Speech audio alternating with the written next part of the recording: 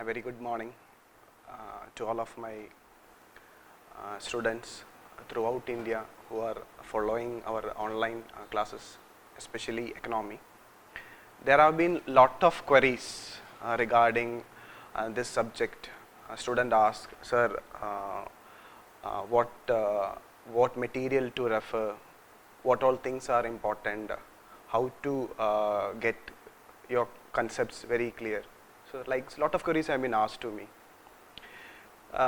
One thing I found that is that regarding the subject is that student find a bit difficult in relation to preparing the subject. That's the reason why we have thought of coming up with this, our economy classes in YouTube, and especially those who can want to get a complete idea about economy. We thought of starting this, our economy online classes also. But this video is not for that. This video is mainly aimed at for all the civil service aspirants who are preparing to have an idea how to prepare Indian economy from your prelims point of view.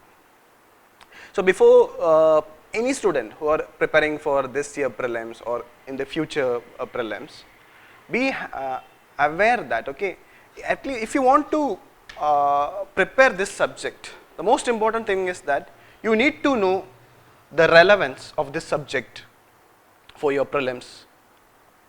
Okay, and how will you know the relevance of this subject? It's very simple. Please look into the previous year questions. The number of questions asked from economy in the last 6 years. See, 2011 is the year in which UPSC have introduced or changed the GS prelims paper pattern. I always say that, okay, from 2011 onwards we are having from GS for GS1 100 questions. Okay, before that it was different. There were optional in your prelims, and optional marks played a key role in qualifying prelims. But from 2011 onwards, it is the mark of general studies 1 which play a crucial role for you to qualify prelims. And from 2011 to 14, there was CSAT paper where the GS2 paper played a major role, because for prelims to qualify, they used to add both the marks, GS1 and GS2, so that is CSAT marks. But from 2015 onwards, GS2 paper, CSAT paper have been made qualifying.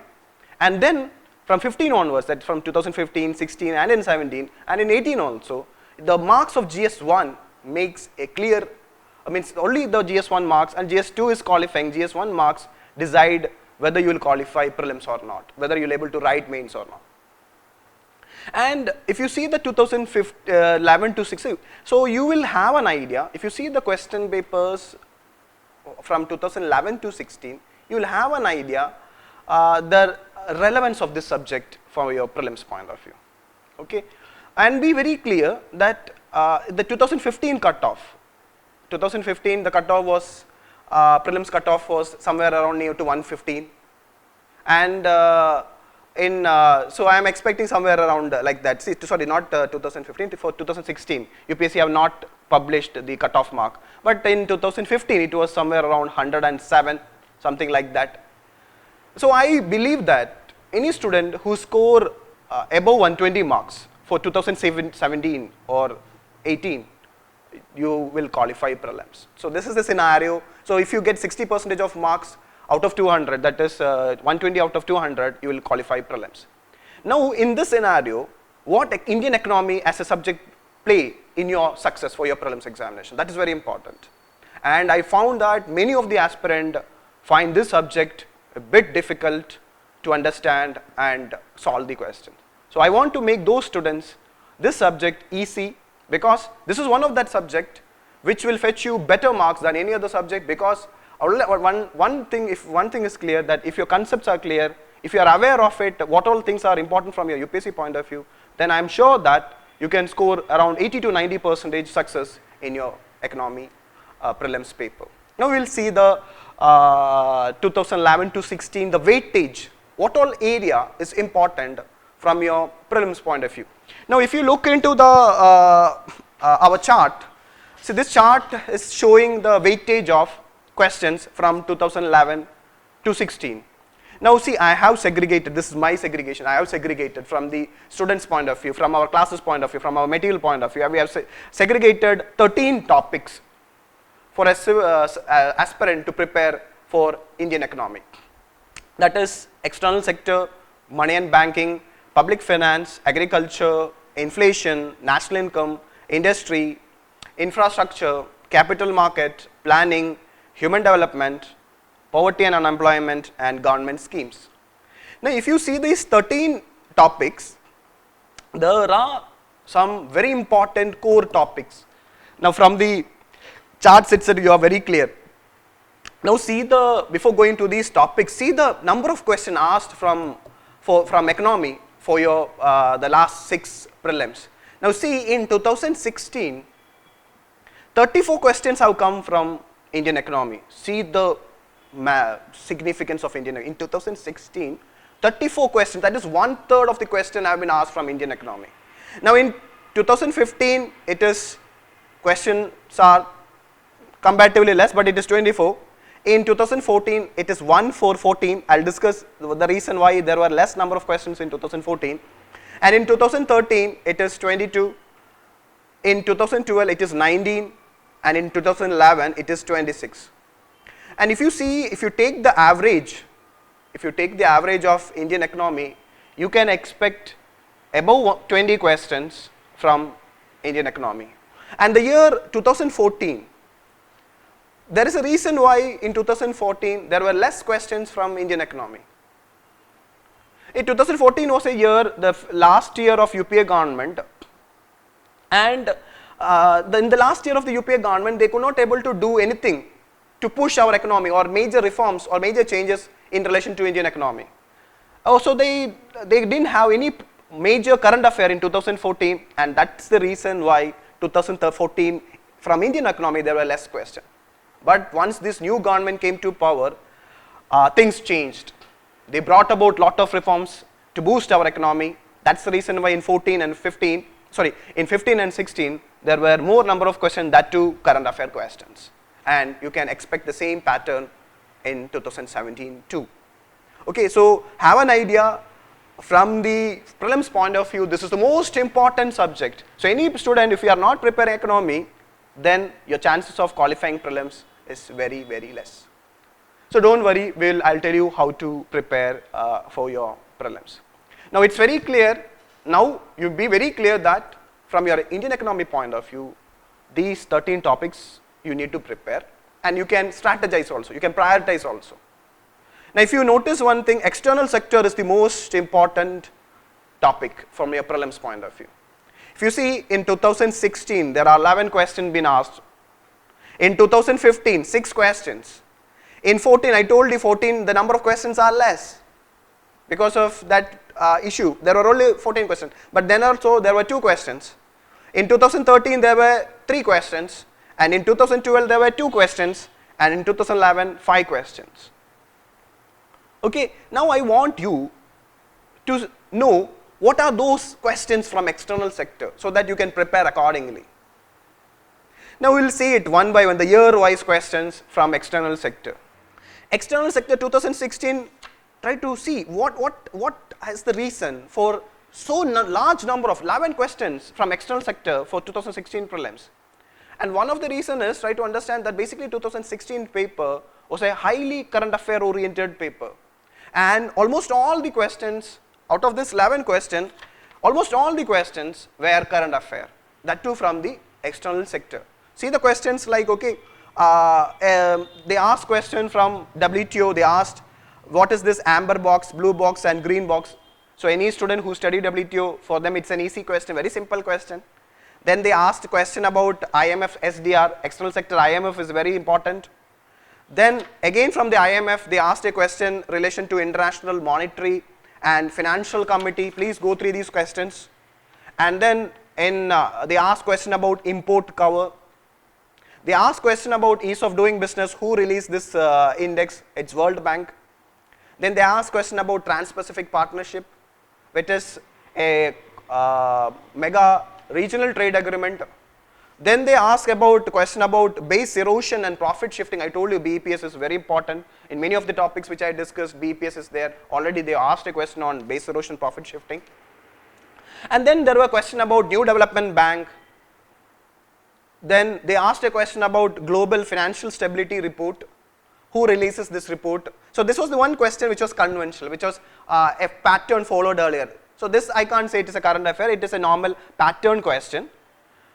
Then they asked about regional comprehensive economic partnership. Again, it's a mega regional trade agreement. And then they asked about European stability mechanism. So out of this 11 question, almost 10 questions were current affair related question, the 2 from external sector. Now, so why UPSC have given so much of importance to external sector? It's because lot of events is happening in relation to this area, external sector, and external sector is a huge area. We need to prepare around 11 modules from external sector. External sector, like you need to know from your external sector, you need to know what is balance of payment, you need to know what is convertibility, you need to know what is different types of exchange rate, you need to prepare about IMF and World Bank, then you need to prepare about New Development Bank, then Asian Infrastructure Investment Bank, foreign direct investment or foreign investment, World Trade Organization, intellectual property rights, etc., trade agreements, bilateral investment treaty. All these topics are very, then even this tax, GAR, general anti, I am expecting a question this year from general anti-avoidance rule and from bilateral investment treaty. Sovereign credit rating, all these things are very important from your this year, which important topics I will discuss later. So see the pattern of from the question been asked in external sector from 2016. So 2016 was from the external sector is a highly current affair oriented questions. Now from the now see the 2015 external sector questions, and there is a change. In 2015, they asked a question about international liquidity. It's basically, it's not a current affair question, it's a concept question. International liquidity, what you need to know the concept about international, what do you mean by international liquidity, or what do you mean by liquidity? Then they asked question about, it's an from the question from intellectual property rights, they asked a question about geographical indication status, GIS and IPR. Then they asked a current affair question, what is called as Fortaleza Declaration.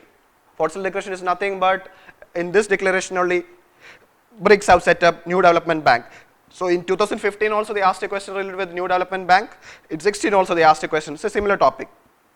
And the fourth question, it was a question about Global Economic Prospect Report. Who releases this report? Now you compare the fourth question of 2015, see the question, this question of 2015, who releases the report? And again the same pattern of question was asked in 2016 also. They asked, in 2016 they asked, Global Financial Stability Report is released by whom, was prepared by whom? In 15 they asked, Global Economic Prospectus is prepared, or who releases this report or issues this report? It's a common pattern question. So be very, it's very important, the report released by IMF and World Bank. Already I have covered in my classes on IMF and World Bank. Then the fifth question, it's again a question on WTO. They asked, Agreement on Agriculture and related current affairs from which affair? It's World Trade Organization. And the sixth question, it's a concept question. What do you mean by convertibility of rupee? Or what does it imply? What do you mean by convertibility of rupee? So in the sixth question from 2015, this sixth question from 2015, one thing is very clear.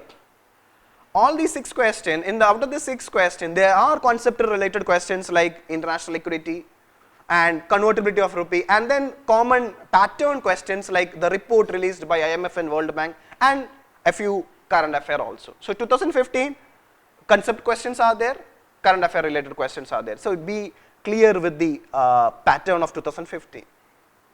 Now if you look into the 14 question, again in 2014 external sector question, I told you 2014 this is the year in which you got less number of questions for economy and 2 questions were only from external sector. And in 2014, one question was very simple question, it was on balance of payment and it was a concept question, you need to know what is the balance of payment. And the other was again a common pattern question which we are discussing, again who publicized World Economic Outlook. See, in 14 there was a question, 15 there was the same pattern of question, 16 also same pattern of question. And it's all IMF and World Bank type of question, it's from that area only. Be very, that's why I told you, in 14 also report were asked. So see the common pattern following. So this is the advantage of knowing the previous year question. You know the pattern of the questions. This is a pattern. They asked question 14, they asked question on world economic outlook. In 15, they asked global economic prospects. In 16, they asked global financial stability report. The question was, who issues this report? So in basically 2014, there were no current affair. I told you, there is, because that government have not done anything to for a current affair to happen in Indian economy, especially in the last year of UPA government in 14. Now you look into the 13 external sector question. First question was about capital account. Again, it's a concept question from balance of payment. Second question, it's a foreign exchange reserve. Again, it's a concept question. What all constitute foreign exchange reserve? Concept question. Then again, there is a concept question on balance of payment. So all the three questions from 2013 were concept question. Now if you look into the 2012 question from external sector, they asked question, again it's a concept question from foreign direct investment. Then they asked about the price movement, how the price of any currencies in international market is decided by. Both the question are concept related question. So 2012, both the question were concept question. 2013, both the question were concept question. And if you look into the 2011 question, there were 5 questions. 11 question, it's about again from balance of payment. It's again, you need to be very clear about the balance of payment, about export and import, concept question. Second question on the current account deficit, again it's a balance of payment question, again concept question. Third question about closed economy, again concept question.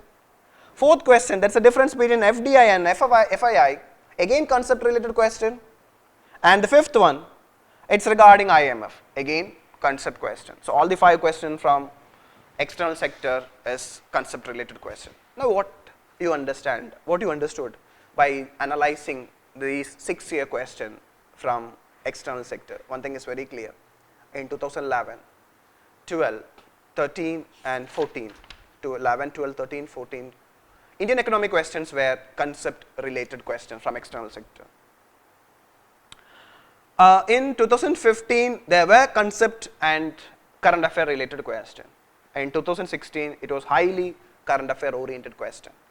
Now, what you can expect for external sector from external, whether it is current affair or concept, my suggestion is let UPSC ask any question, whether it is current affair or conceptual related question, we need to worry about anything. You need to prepare the concepts thoroughly, especially from the external sector. Be thorough with all the modules from external sector. I told you, if you are thorough with the modules, you can answer all the conceptual related questions. And if you are thorough with all the current affair external sector questions, and I told you, all the current affair last year external sector 15 and 16 questions were very easy. And it was, all the questions were not only repeatedly in the news. And I have predicted it also last year. Because I am a person who are reading newspaper regularly. So I know the pattern and why UPSC asks question. So regarding, see whatever happens in relation to this year pattern of the question, whether it is current affair, whether it is conceptual related, nothing to worry for you. You be thorough with the conceptual related question. You be very thorough with the concept related question. You be thorough with all the current affair related question. I'll tell you the most important current affair from external sector. Already the current affair which I am releasing, most of them are very important. Majority of the topics which I have released in the prelims current affair economy point are most important external sector questions. Other topics also I will release. Okay, and regarding the study material, see the problem with economy is that there is no single textbook which cover both the aspect, that is conventional, which is updated, and current affair. So that's the problem the student faces in relation to study material. Students find it very difficult to get a comprehensive study material which have all the concepts, which are having all the important current affair. So there we will try to help you in relation to your current affair material and in relation to the concept related question. So that's the reason why we are giving you this online classes. Now come to this money and banking area. See, another important, I had seen students not giving importance to this section, money and banking section. Try to understand that. See the, now go to the pattern of the question. See the main chart. Main chart, you see that, okay, after external sector it's money and banking. I had put it money and banking. In 2016, there were 3 questions from money and banking. In 15, there were 3 questions. In 14, there were 3 questions. In 13, there are 7 questions. In 12, there are 3 questions. And in 11, there are 3 questions. What you understood from money and banking? On an average, in the last 6 years, minimum there were 3 questions, and there was a year in 2013, UPSC asked 7 questions from money and banking. Now we will see the pattern of questions. What all questions have been asked from money and banking? Now see the 2016, interesting aspect about money and banking of 2016 question. In 2016, they asked question from payment bank. They asked question from core banking solution. And they asked question from marginal cost of fund based lending rate.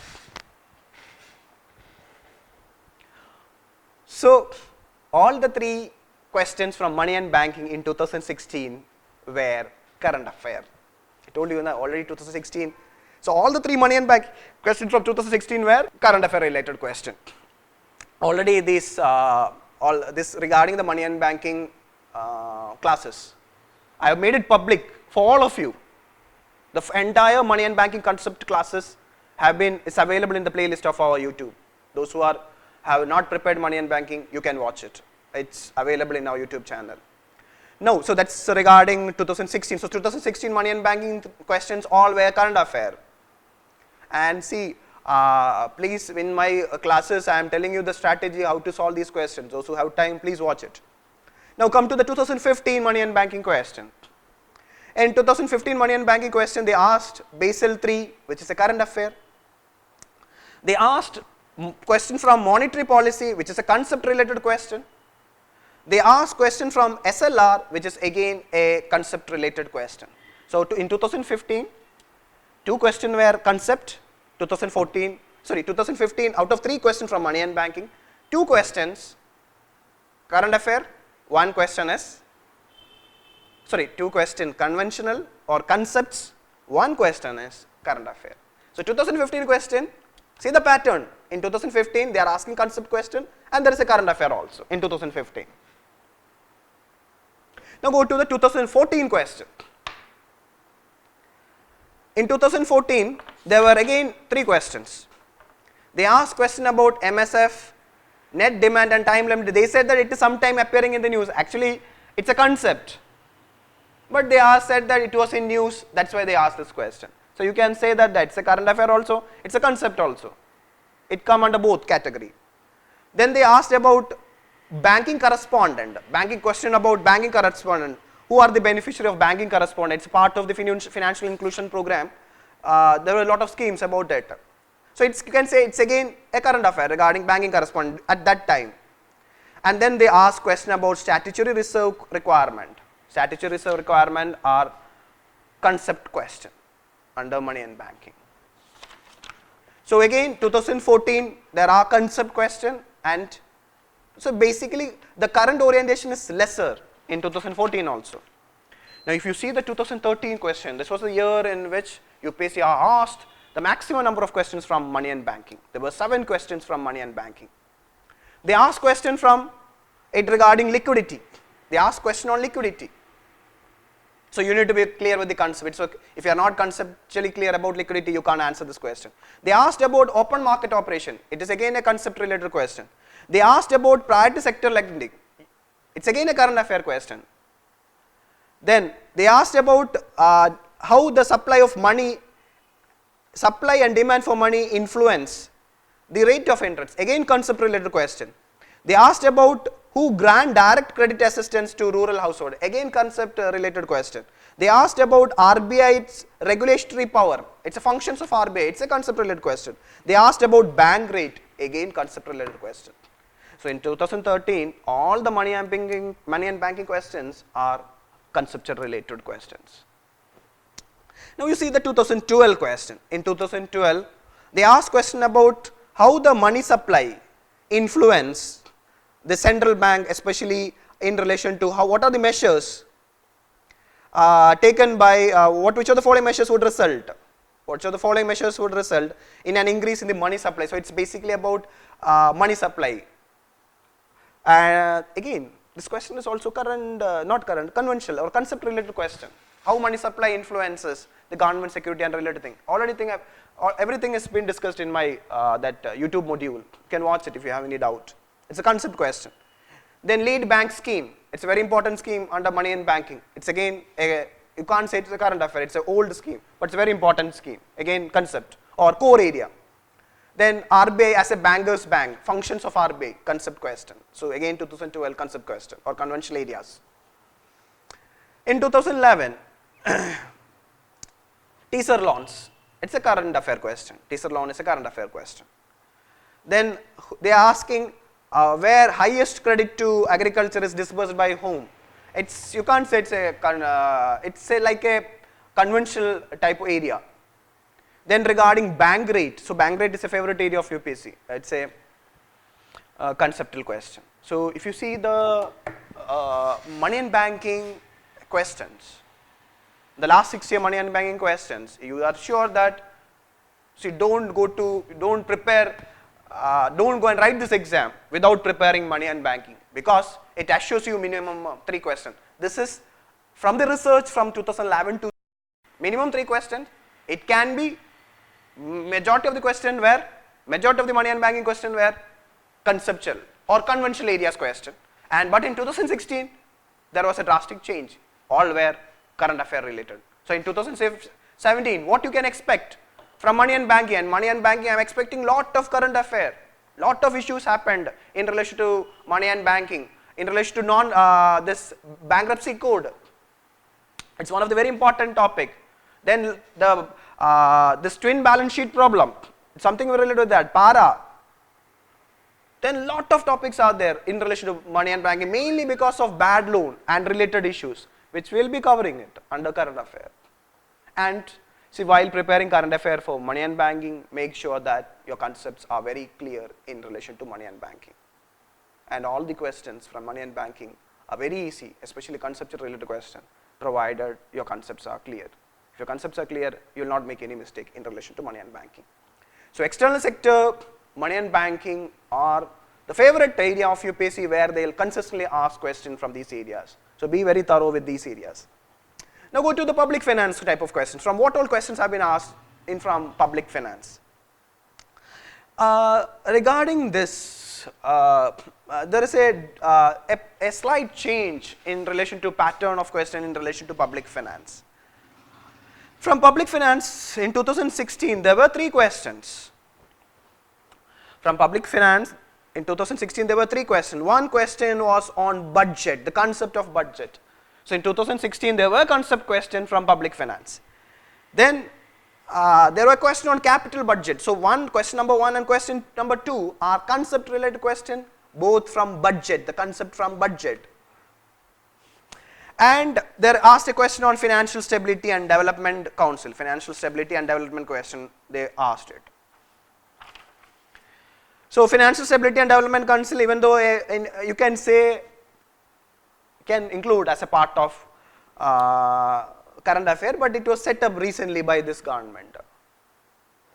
Okay, so regarding this financial stability and development council, but you can say that it's important. It was headed by Union Finance Ministers. It was there in the economic survey also regarding financial stability and development council. It was covered in economic survey, last year economic survey. But I will say that public finance, from public finance 2016 question were mainly conceptual or conventional area questions. So 3 questions came from public finance. So that's again, it's a favorite area of public finance, is a favorite area, and especially the budget. I try to understand that the entire public finance concepts is, I made it public for you in our YouTube channel.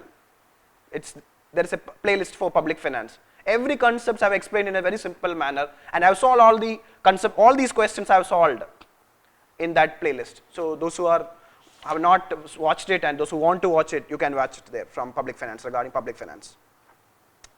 Now regarding the 2015 question, regarding, it's about deficit budget. See the 2015 first question. See, actually this question, 2015 question, there was only one question. It was the same question UPSC asked in 2016 also. This question, 2015 question, was repeated in 2016 also with a slight change. 2015 public finance budget question and 2016 question were almost similar. If you have solved 2015 budget question, it was easy for you to solve 2016 also. I have discussed in my video.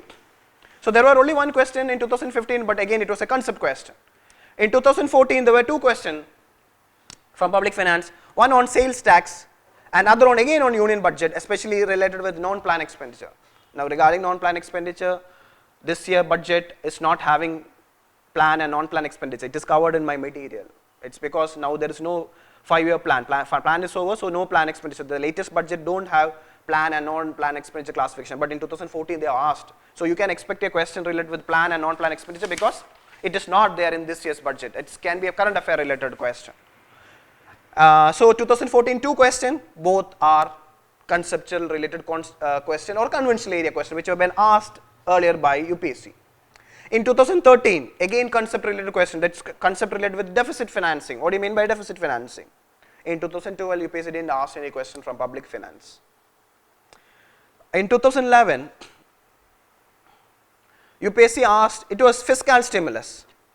See, this question, even though it is a concept related question, this question is mainly because of current affair. After global financial crisis, government have made lot of efforts to stimulate the economy. That is a concept question, but because of current affair. Then they asked question about value added tax, concept related question. This question is very important because now GST is there. GST is also is a VAT value. Its concept of GST is very important, and GST is also a VAT, value added tax. So this question, which conveys lot of information, is important for you from the GST point of view. It's very important. Then they ask question about microfinance. So 2011 question, all are concept related question. So compared to money and banking, the number of questions are less. But if you see the 2016 question, in 2016 there were 3 questions. So if you look into the 2016 pattern, from public finance there were 3 questions, money and banking 3 questions. So from as per the latest pattern, public finance is having the same weightage like that of money and banking, and in public finance also, especially this year's budget. I am expecting lot of questions from public finance because the government have made lot of changes in relation to this year's budget 2017-18. They have advanced the budget, they have merged the railway budget with the union budget. There is no classification for plan expenditure and non-plan expenditure, and like that. So many things have happened in relation to then FRBM panel, fiscal responsibility, amendment related committee, other things. Lot of issues have happened in relation to public finance. So you can expect lot of current affair from public finance this year if they continue the 2016 pattern. So any student who are preparing for economy, please, it's my request, prepare thoroughly on external sector, money and banking, public finance. These are very important favorite areas of UPSC.